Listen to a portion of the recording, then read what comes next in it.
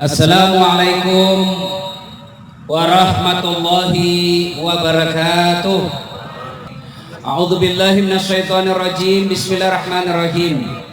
Ya ayyuhalladzina amanu taqullaha haqqa tuqatih wa la tamutunna illa wa antum muslimun. Wahai orang-orang yang beriman, bertakwalah kalian kepada Allah dengan sebenar-benarnya takwa, dan janganlah kalian mati kecuali dalam keadaan beragama Islam. Ini gaspol atau rem-rem? Jangan gaspol bos, nanti tabrakan. Rem-rem sedikit.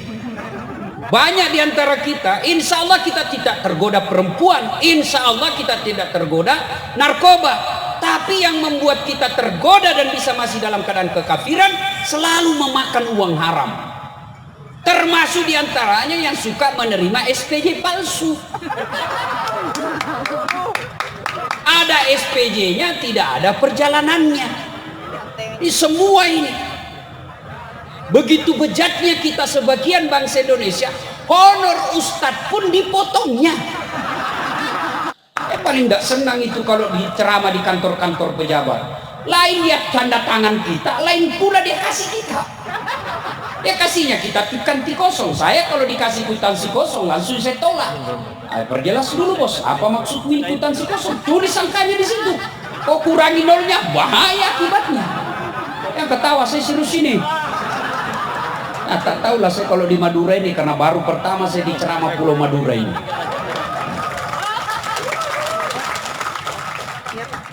Wa qala idzan Bismillahirrahmanirrahim. Ya ayyuhalladzina amanu dukhulu fis silmi kaffatan wa la tattabi'u khutuwatis syaitan innahu lakum aduwwum mubin. Wahai orang-orang yang beriman, masuklah engkau ke dalam Islam secara sempurna, bukan Islam pencitraan, bukan Islam pilpres, tapi Islamlah secara benar.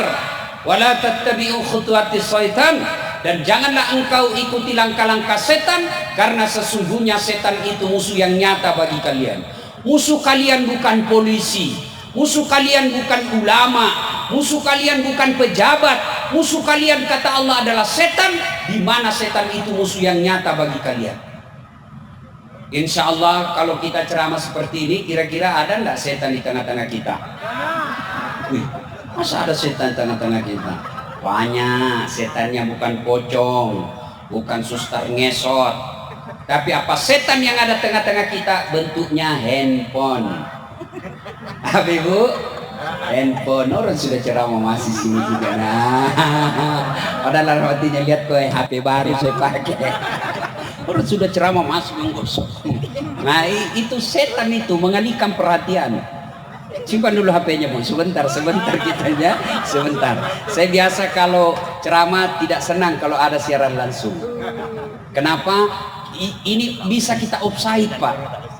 Contoh, Ustadz kita Abdul Somad. Beliau ditanya, Pak Ustadz bagaimana hukumnya main catur? Secara langsung.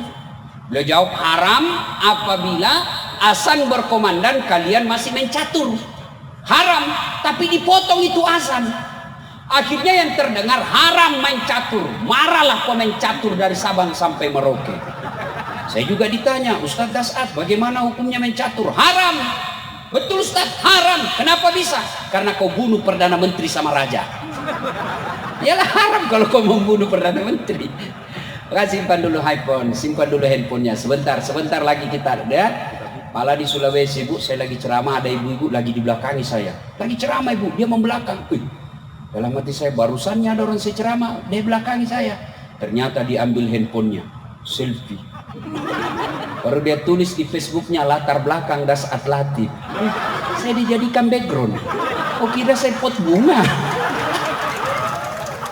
Simpan dulu handphonenya. Malah selesai ceramah, coba lihat ibu nanti. Selesai ceramah dikejar lagi kita tuh. Ustadz selfie dulu Ustadz. Selfie Ustadz. Ulangi Ustadz. Kabur Ustadz. Ulangi. Saya bilang dalam hati. Biar kau ulang 5 kali. Namun kamu yang kabur.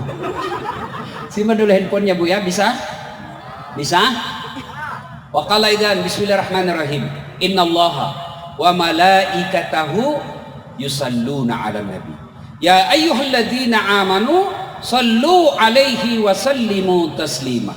Sesungguhnya Allah dan para malaikatnya bersalawat kepada Rasulullah Muhammad sallallahu alaihi wasallam, maka wahai orang-orang yang beriman, bersalawatlah kalian kepada Rasulullah dengan sebaik-baik salawat.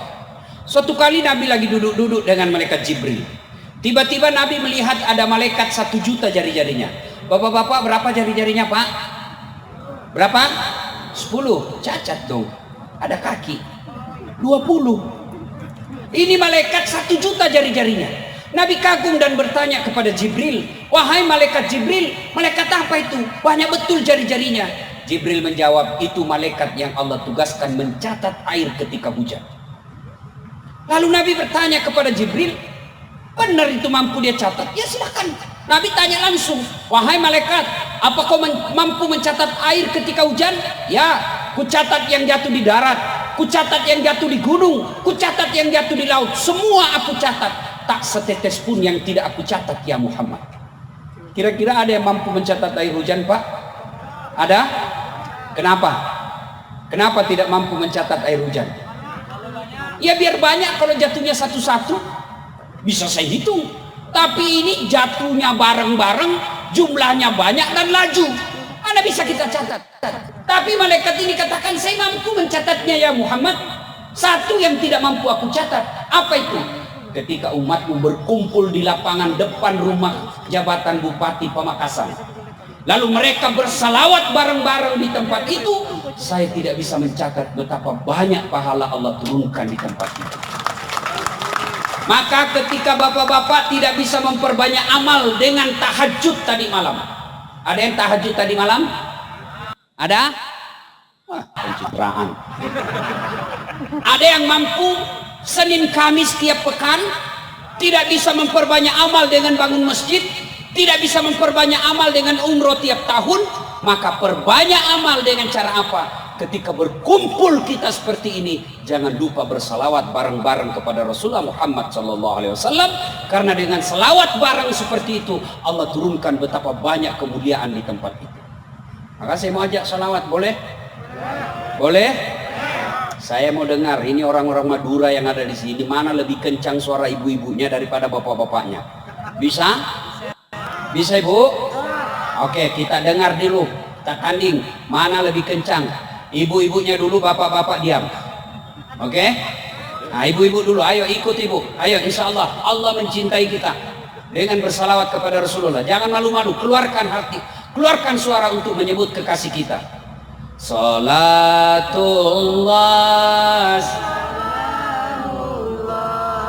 ala toha salatullah ala yasin. Nilainya 5,0. Ibu-ibu diam, bapak-bapak, yuk yang merasa jenis kelamin laki-laki, jangan malu-malu Pak, jangan mempermalukan jenis kelamin kita Pak. Ayo, ibu-ibu diam, ayo Pak, ayo. Salatullah, ya di belakang, ala toha salatullah salamullah ala yasin 7,5. Alhamdulillah. Ibu bapak saudara-saudara sekalian teristimewa yang mengundang kita malam hari ini, Bapak Bupati dan Wakil Bupati beserta istri dan Forkopimda yang insya Allah dimuliakan dan dirahmati oleh Allah Subhanahu wa Ta'ala. Teristimewa yang kita muliakan, tuan-tuan guru, alim ulama yang insya Allah membawa keberkahan di tempat ini. Kalau tidak ada maulid seperti ini, nanti anak-anak muda kita milenial, mereka tidak tahu sejarahnya Nabi. Mereka lebih tahu penciptanya Facebook daripada junjungan kita Rasulullah Muhammad SAW. Maka ini tujuannya maulid. Dari Sabang sampai Merauke ke Eropa, apa hikmahnya? Dengan hikmah maulid kita meneladani Nabi. So masalahnya bagaimana kita mau meneladani Nabi kalau sejarah Nabi kita tidak tahu? Dari sebaik lagu saya tahu Nabi lahir zaman jahiliyah. Di mana Nabi lahir? Kita tahu di Makkah. Di Madinah beliau hidup lama. bapaknya siapa. Bahkan dalam kalimat tauhid, dalam sebait lagu itu ada dalam tauhid itu. Apa itu? Siapa Allah? Pencipta langit semesta. Itu lagu ibu-ibu dulu, nggak sarjana, bukan anggota DPR suaminya.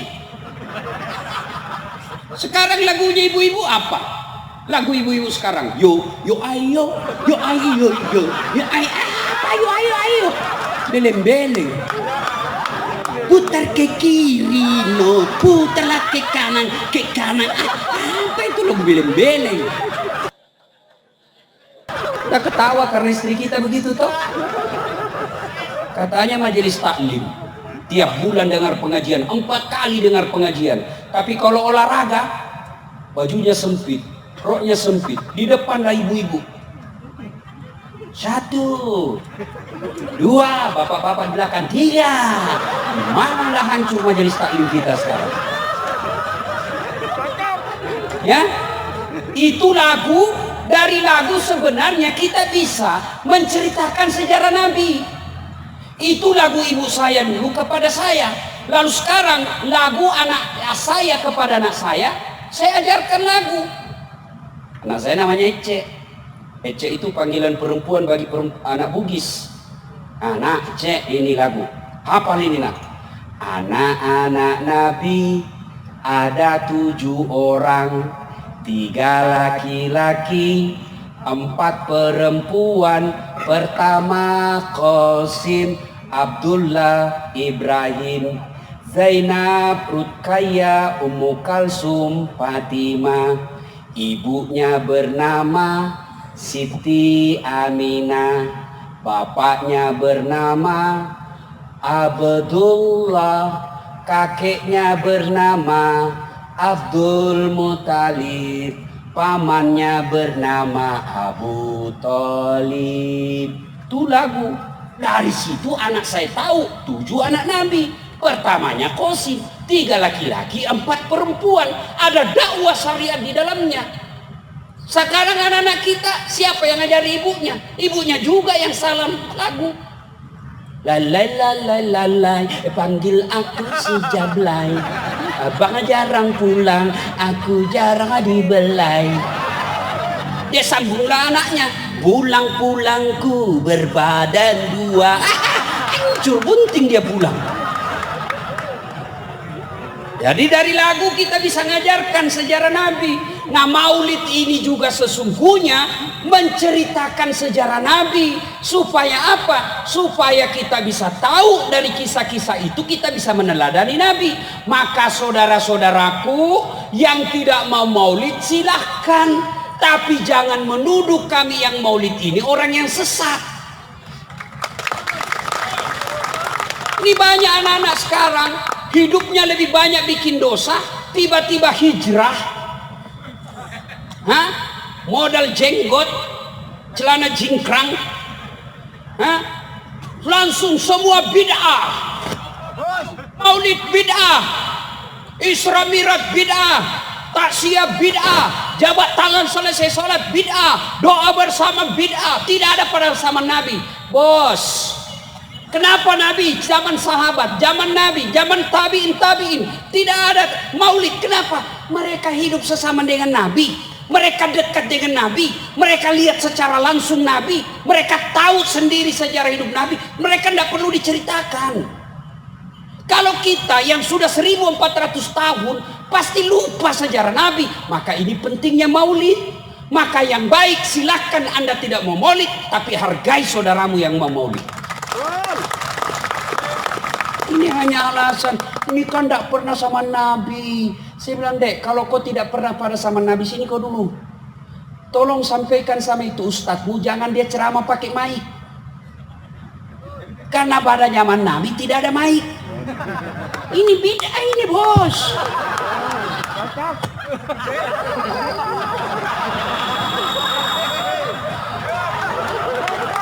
Bid'ah ini, bos.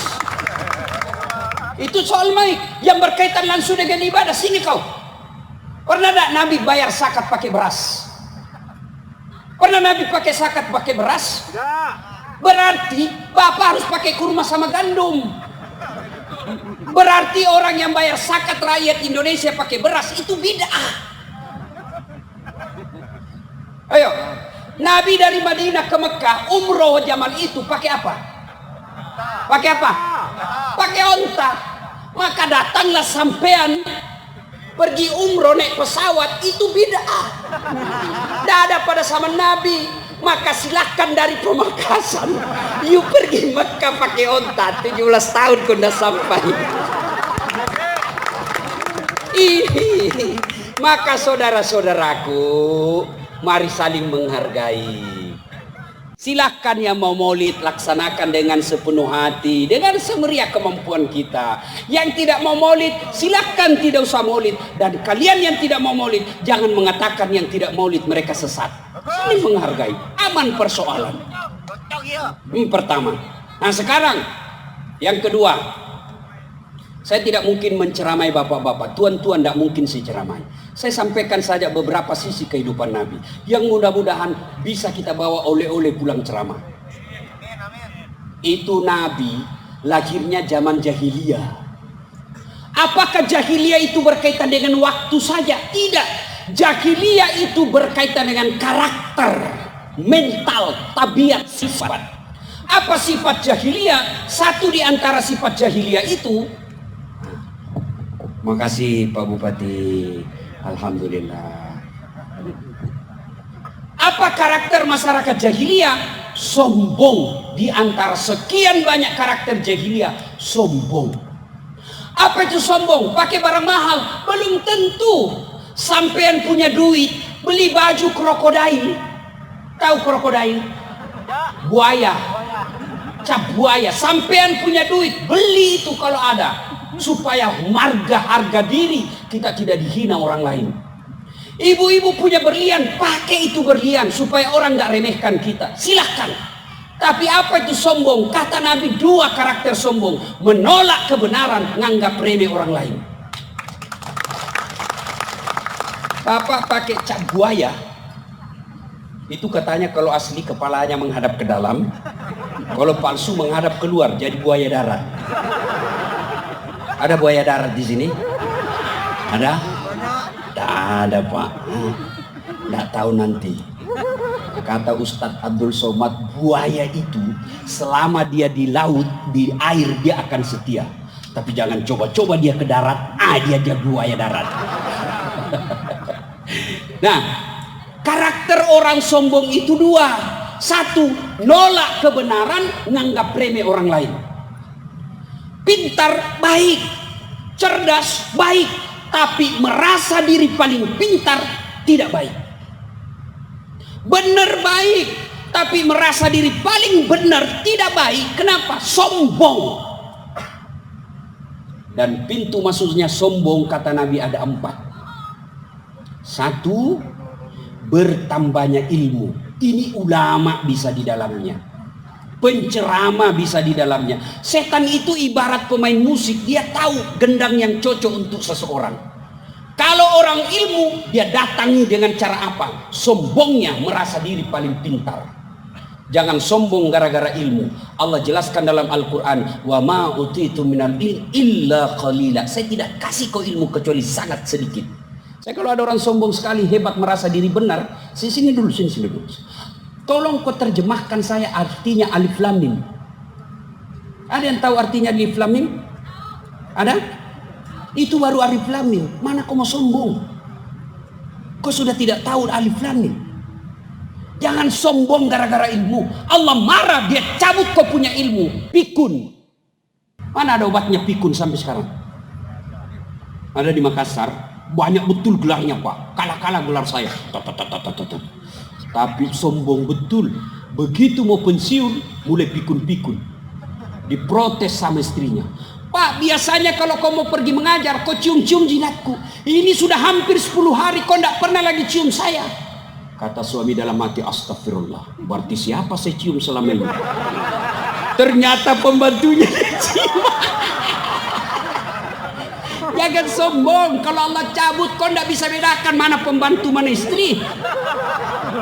Jangan juga modus Pak. Mantan sudah dengar begini, besok masuk kamar pembantu, didapat sama nanya, saya kira ibumu nak. Apa yang kita mau sombongkan dengan ilmu itu? Dua, penyebab datangnya sombong kata Nabi, bertambahnya pangkat jabatan. Anggota DPR mau sombong, Bapak jadi anggota DPR karena dipilih. Kalau tidak dipilih, wabillahi taufiq wal hidayah. Wassalam. Bupati mau sombong, pret 5 tahun aja bos. Kalau terpilih lagi ya 10. Kalau sudah 10 tahun biar bapak masih mau jadi bupati, tidak bisa pak. Bapak 10 tahun sudah itu lepas, mau lagi pasang lambang Garuda dibilang orang gila. Apa yang kita mau sombongkan dengan bupati? Hah? Kepala dinas mau sombong. Bapak jadi kepala dinas karena disenang sama Pak Bupati. Biar Pak Bupati senang, kalau istrinya Bupati tidak senang, wassalam. Ayo, apa yang mau sombongkan dengan jabatanmu? Yang ketawa, saya serius ini. Ibu Bupati juga ini menentukan juga Pak. Biar Pak Bupati sudah teken datanya, ya jangan suka selingkuh ini. Nah, jangan. Nah, jalan. Yang ketiga, apa yang Bapak mau sombongkan? Kata Nabi, tambahnya apa? 1 tambah ilmu, 2 tambah jabatan, 3 tambah harta. Jangan sombong gara-gara harta. Belajar dari Palu, tsunami di Palu. Belajar dari Aceh, tsunami di Aceh. Sekejap saja itu Palu kemarin, tidak sampai 10 menit, prak, rata, miskin. Apa yang kita mau sombongkan dengan harta? Oke lah, tetap punya mobil banyak, tetap punya rumah, tetap punya deposito, punya kebun tembakau yang puluhan hektar. Tapi kalau Allah marah, dia cabut kau punya nikmat. Apa?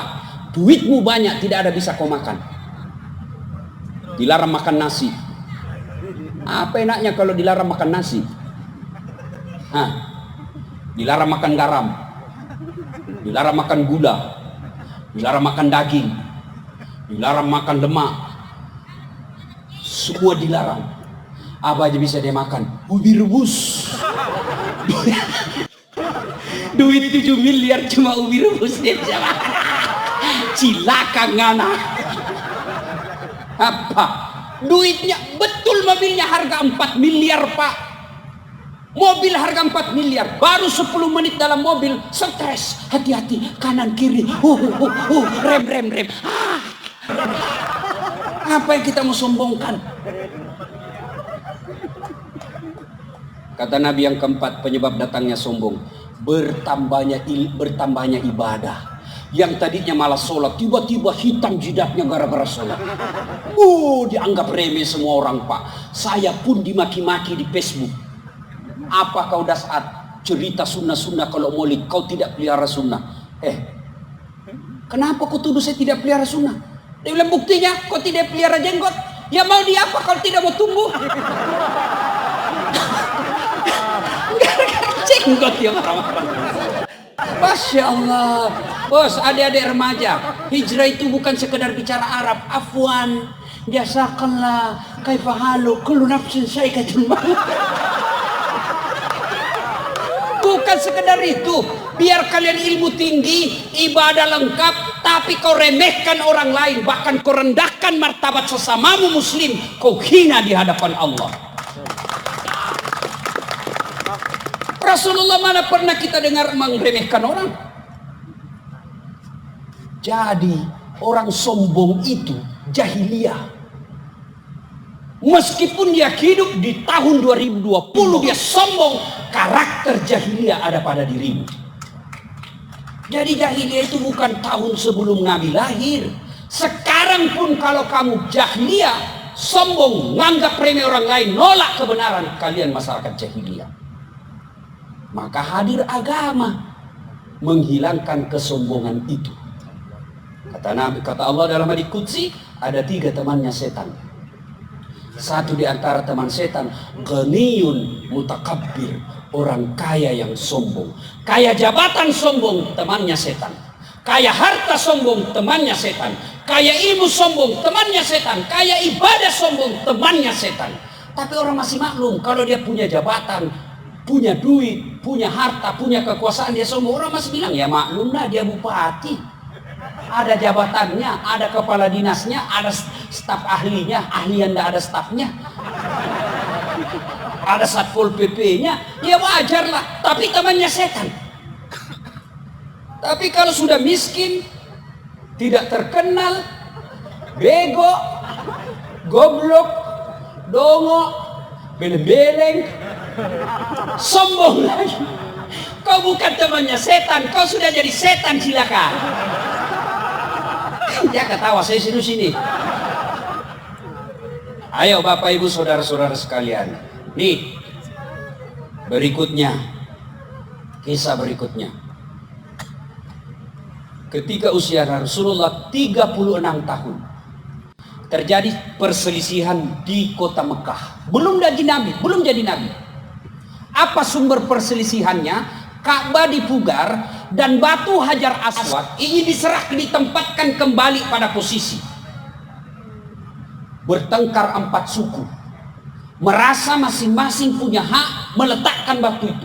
Kira-kira kalau di Pamekasan ini, orang Madura katakan saya lebih berhak, orang Jawa kata kami lebih berhak, orang Bugis kalau ada kata kami lebih berhak, kemudian orang Betawi katakan kami lebih berhak. Mereka bertengkar 4 suku di Mekah ini, berhari-hari tidak ada solusi. Akhirnya satu di antara kepala suku berkata, begini aja, daripada kita ribut tidak ada ujung pangkalnya, kita tunggu besok. Siapa orang pertama yang lewat di pintu itu, dia tunjuk satu pintu, kira-kira pintu masjid lah kalau sekarang. Siapa yang lewat di pintu itu besok, dialah yang kita tunjuk untuk menunjuk siapa yang angkat batu di antara kita ini. Gimana saudara-saudara sekalian? Setuju? Setuju. Tunggu besok. Tunggu. Oh, ternyata siapa orang pertama yang lewat di pintu itu? Dialah Muhammad bin Abdullah, yang masyarakat Makkah menggelarinya sebagai manusia Al-Amin, yang dipercaya. Kira-kira di Pamekasan ada diberi gelar Al-Amin? Ada anggota DPR Pamekasan dikasih anggota DPR Al-Amin. Ada ASN dikasih gelar Al-Amin. Ya ada Pak. Zaman Nabi belum lagi diangkat jadi Rasul, usia remaja Nabi sudah diberi gelar Al-Amin, yang terpercaya. Kalau kita sekolah tinggi-tinggi tapi tidak ada Al-Amin, maka disepakati, oke, setuju, ini cocok sudah ini. Inilah masyarakat kita, warga kita yang paling jujur.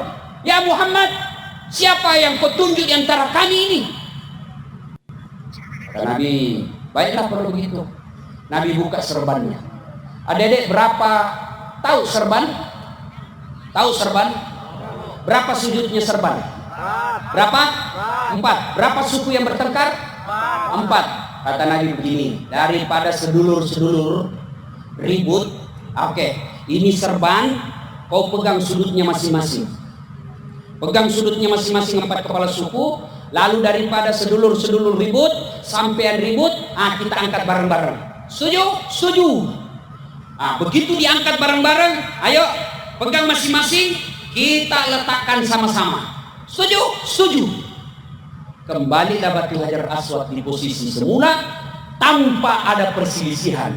Akhirnya Rasulullah menunjukkan pandai manajemen beliau mengatasi masalah tanpa masalah.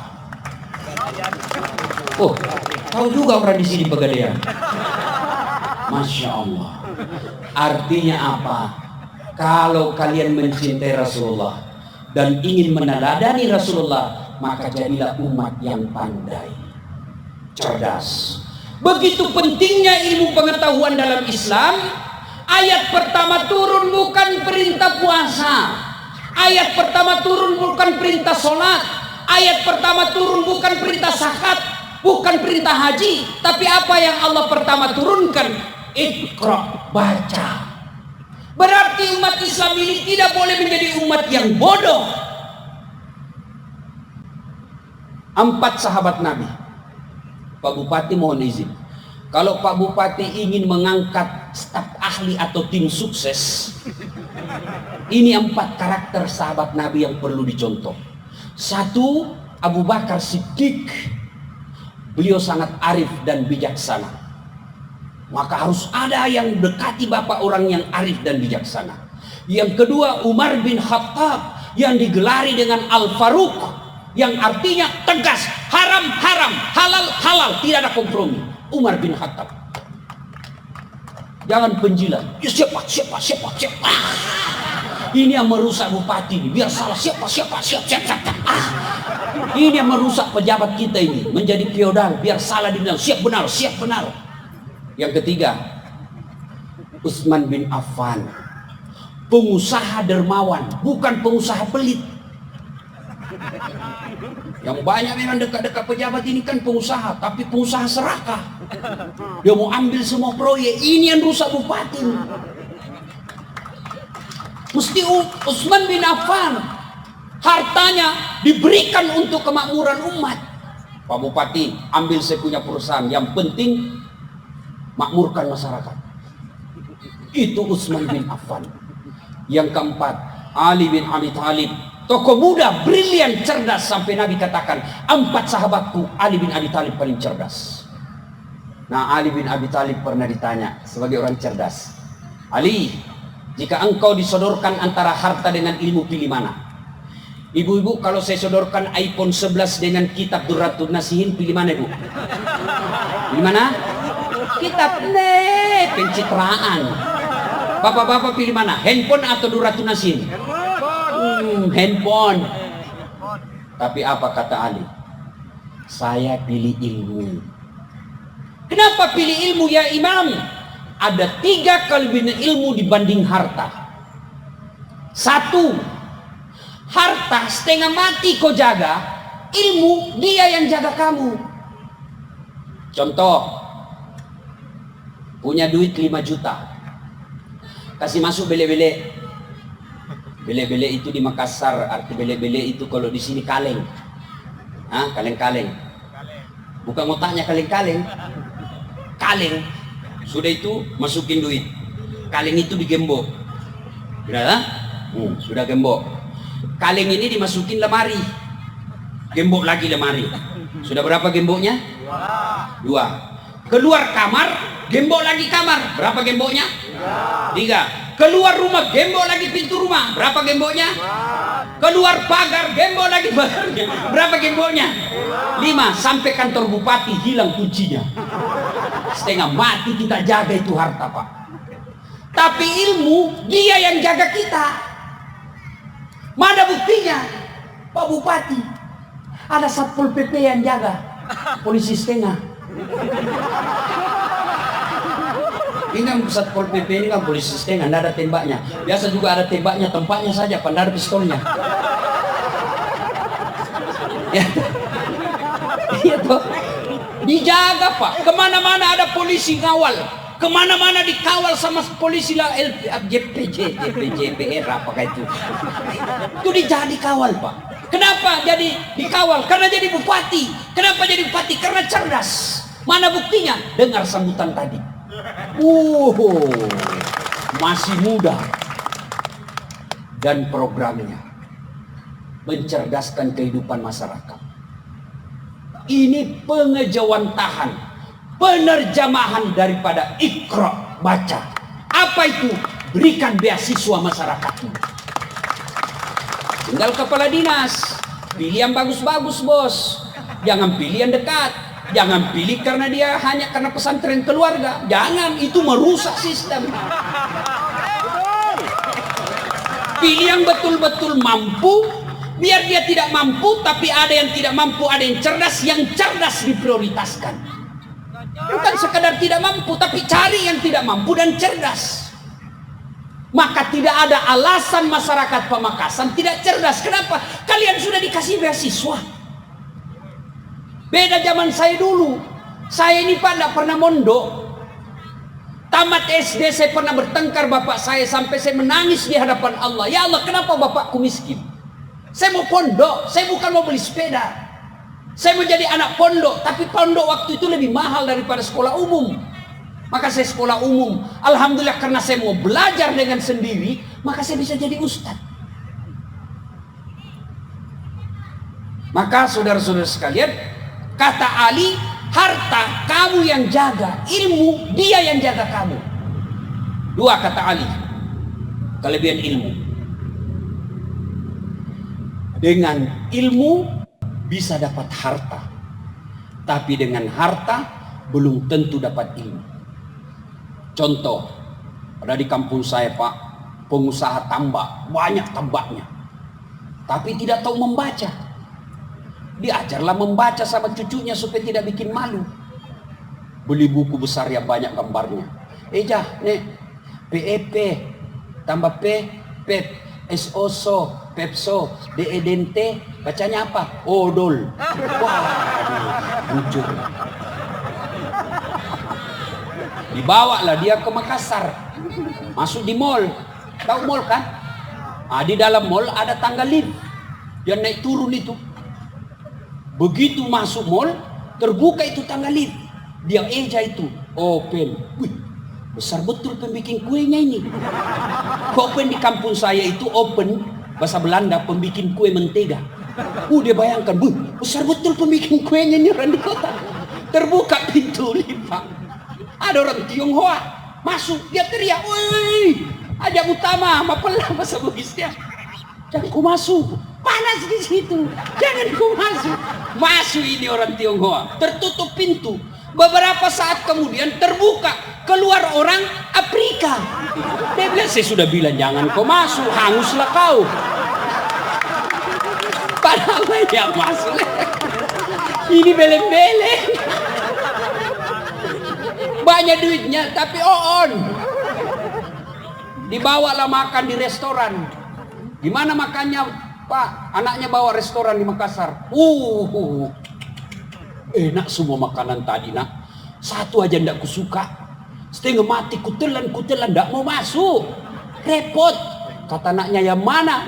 Setengah mati aku telan. Kenapa? Ndak bisa. Yang mana Pak? Itu yang putih tipis. Ternyata tisu.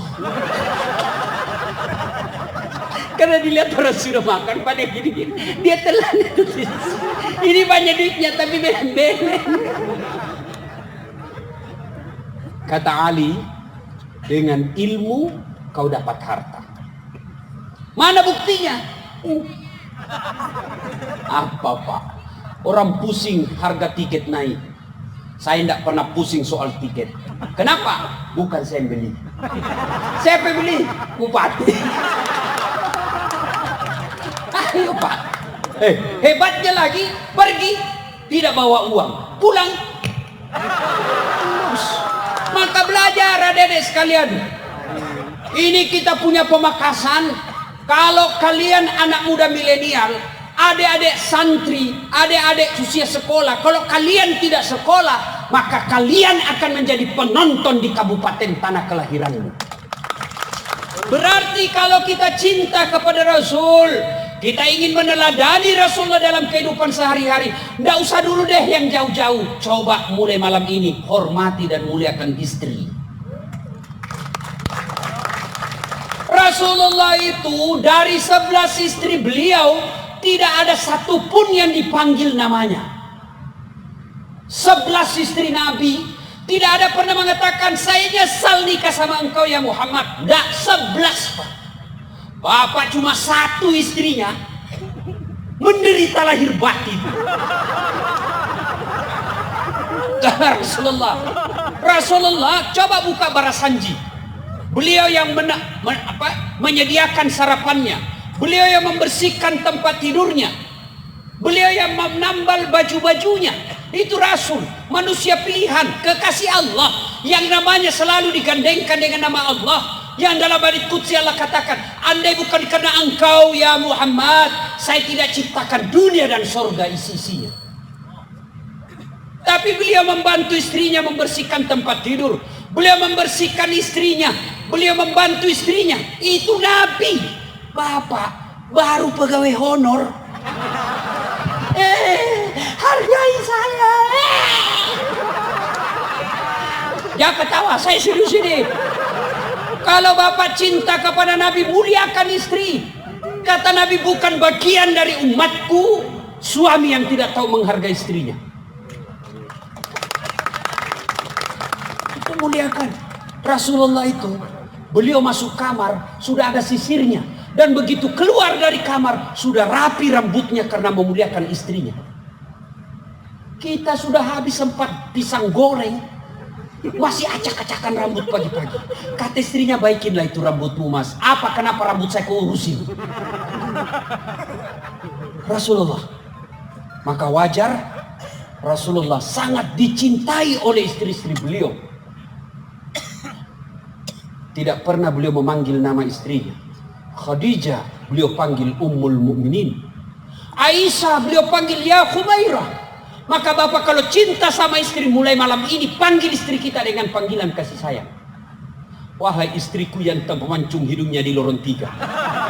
Dia bilang, istriku tidak mancung hidungnya Ustaz. Ya giginya lah kau lihat. Justru giginya yang mancung. Ya carilah mana yang spesial buat istri ya. Jangan mentang-mentang istri kita hitam dipanggil hitam. Hitam. Kata istrinya, apa sih mas pesek? Rasulullah. Bayangkan. Rasulullah begitu menghargai istri. Pernah suatu ketika beliau kumpul di ruang tamu bersama sahabat. Tiba-tiba datang istri beliau yang ketiga. Agak senior, agak tua. Dan yang membuka pintu Aisyah. Istri ketua beliau ini datang membawa kue, makanan untuk Rasul. Tapi siapa yang buka pintu? Aisyah. Begitu buka pintu, Aisyah apakah mengambil kue itu? Tidak. Beliau ambil lalu ditumpahkan. Karena cemburu. Kira-kira kalau Bapak kepala dinas ditumpahkan di depan muka dan ada kawan-kawan di sini, apa Bapak kira-kira masih senyum? Kau permalukan saya. Saya ini eselon. Tapi apa begitu Rasulullah? Rasulullah tidak meresponnya dengan emosi. Rasulullah tidak meresponnya dengan harga diri beliau. Apa beliau katakan kepada sahabatnya? Kau lihat itu ibumu lagi cemburu.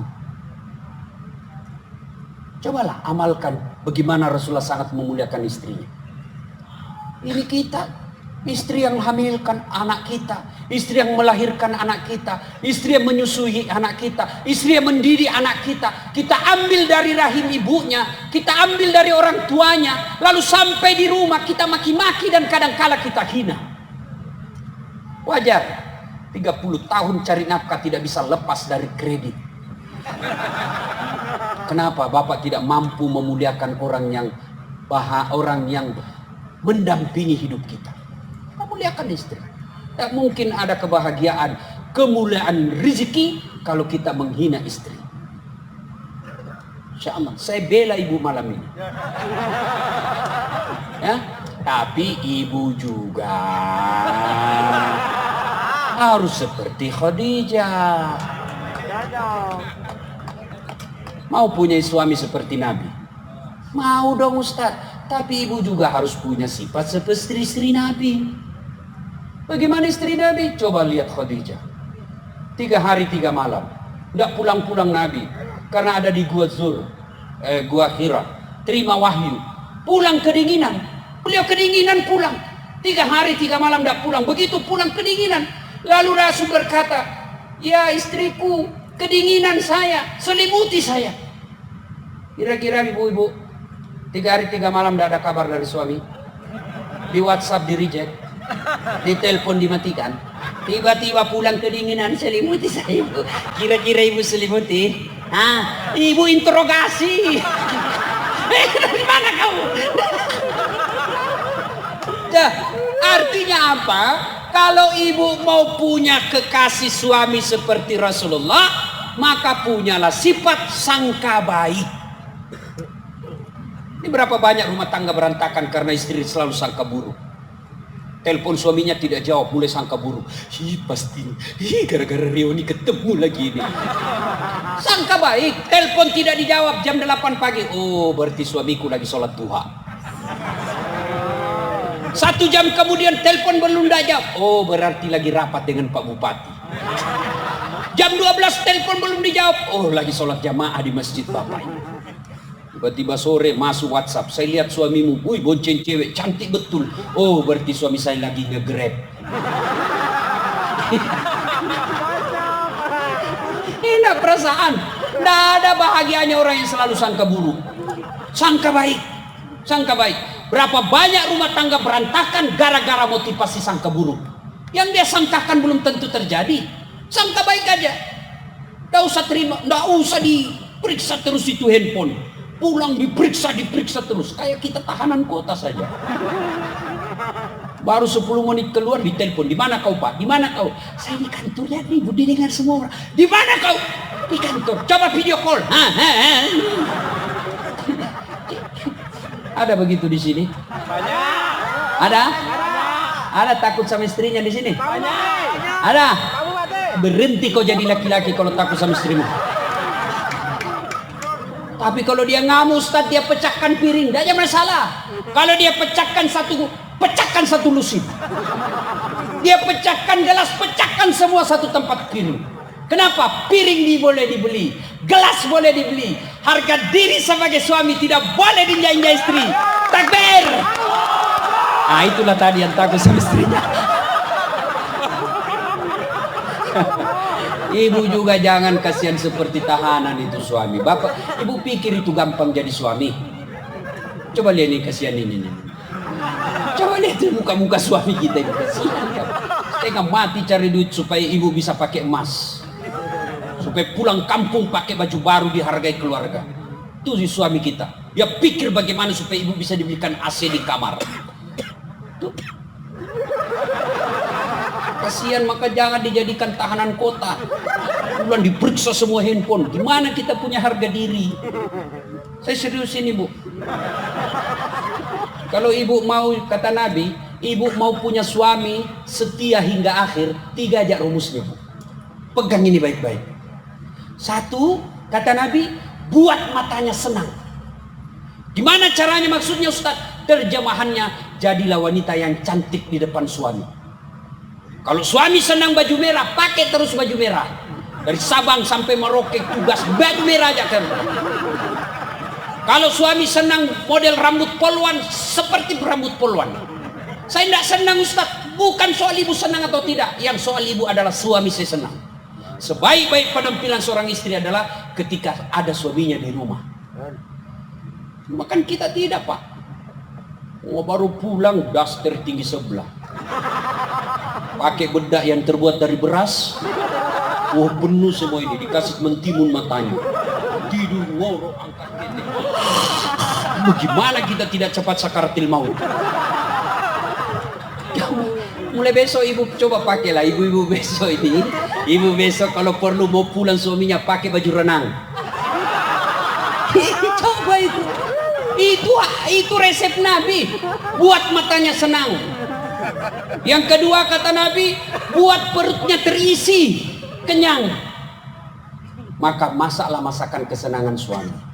Sekali-kali telepon suami, kalau tidak bisa tiap minggu, sekali sebulan. Terima gajinya, terima honornya, WhatsApp suami kita.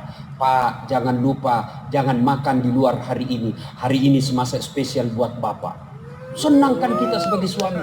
Langsung dikasih lihat semua teman di warung kopi. Kau lihat ini, istri soleha, ini makanan suami istri saya. Oh, luar biasa. Bu, pernah WhatsApp suaminya begitu?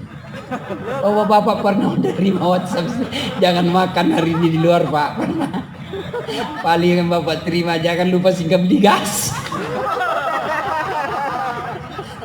Disuruh singgah beli gas, padahal pangkatnya kapten.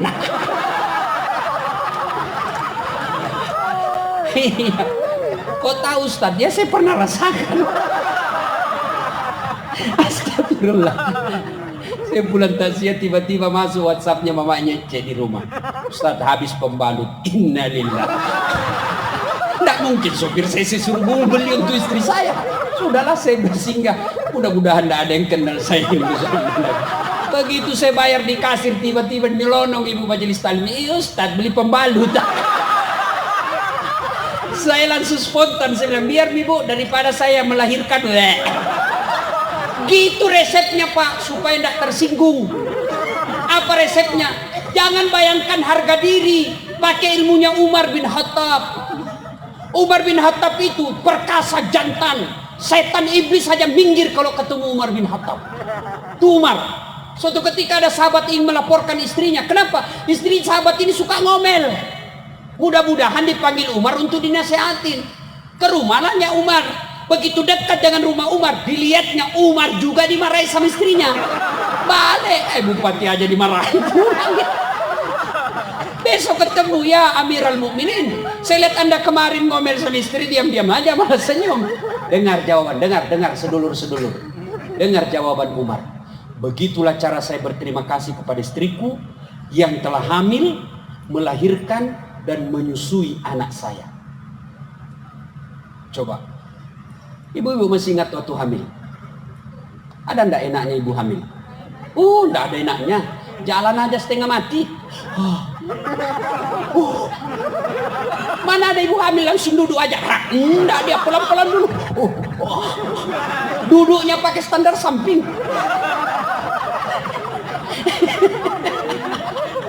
Iya toh. Kalau kita kan pasti repotnya paling waktu ngidam. Apa doanya supaya berhenti ngidam? Saya bilang, ngidam apa istrimu? Dia bilang, nanti dia bisa tidur kalau dia lihat saya di atas lemari, Pos. Jadi kalau istrinya mau tidur jam 10, setengah 10 sudah naik di atas lemari. Saya bilang, berhenti kau, dikasih bodoh-bodoh kok istri itu. Yang kedua kata Umar, begitulah cara saya berterima kasih kepada istriku yang telah melahirkan anakku. Masih ingat waktu melahirkan ibu? Masih? Ada ndak ibu-ibu melahirkan senyum? Ibu, mentang-mentang istri bupati melahirkan, keluar kok nak? Tidak, setengah mati juga dia. Itu Pak. Bapak-bapak stres tapi masih sempat merokok. Coba itu bapak-bapak kalau stres, lalu lalang depan pintu tapi merokok dia Pak. Coba itu istri, pilihannya hanya dua. Kalau anda setengah mati, mati setelah melahirkan anaknya. Dan yang ketiga kata Umar, begitulah cara saya berterima kasih kepada istriku yang telah menyusui dan membesarkan anak saya. Ibu-ibu, masih ingat waktu menyusui? Masih? Apalagi waktu tumbuh giginya ibu? 7 bulan. Kenapa bapak yang ketawa? Bapak pernah rasakan? Coba lihat. Mana ada digigit? Kok gigit saya? Nak, di bujurnya itu nak. Nak, lepas kau nak.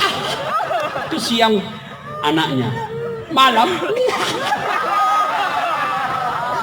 Makanya Umar bin Khattab tidak pernah tersinggung ketika istrinya ngamuk-ngamuk.